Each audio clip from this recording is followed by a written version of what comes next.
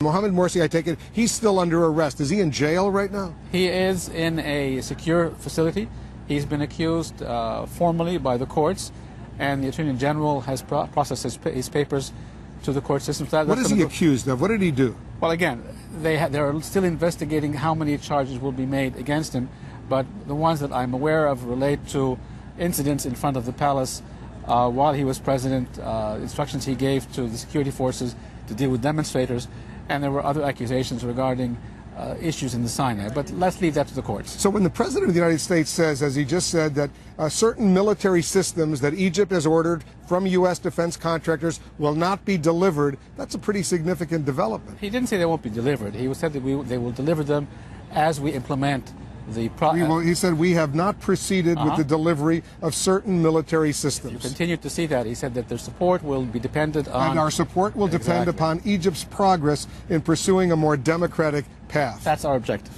So we have a 9-month roadmap to establish the tenets of a democratic system, a new constitution, a parliamentary election, presidential election. That's our objective. Whether there was an aid package or not, that was our commitment. So I'm not worried, frankly, about that because we intend to do that. So the $1.5 billion, whatever the U.S. aid package that goes to Egypt every year, is that still going to Egypt right now? It's still, my understanding is it's still allocated to Egypt.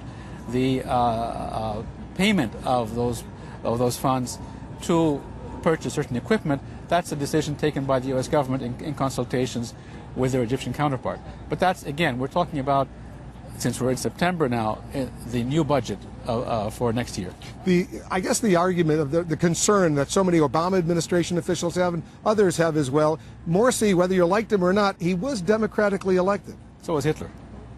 So you're comparing Morsi to Hitler? No, I'm not. But what I'm saying is that it's not about how you're elected. It's what you do after you're elected. President Obama himself said that Morsi did not govern inclusively. That's the essence of democracy. Do you accept others or not? So because then the military steps in and they remove Morsi, and that, to a lot of Americans, looks like a military coup. The military stepped in 2011 in response to the people. President Mubarak resigned in light of that, and they continued to govern for a year and a half, and you did not consider it to be a coup. When they stepped in 2013, they governed for less than 3 days and handed over to a civilian government. That's the essence of, did they seize power and govern? They did not. They responded to the street to prevent chaos, and then they handed it over to civilian government. While you're here in the United States, will you be meeting with U.S. officials, the Secretary of State, John Kerry? I already did, my first day of arrival. And how did that meeting go? It was in the spirit of the relationship. It's a constructive, straightforward, frank relationship. We discuss things where we agree upon and things which we disagree upon, and explain to each other the different contexts. We discuss everything from Egypt to Syria to the peace process in the Middle East, and we will continue to do that. So how would you describe in a word the U.S.-Egyptian relationship right now? I think it's as engaged as ever.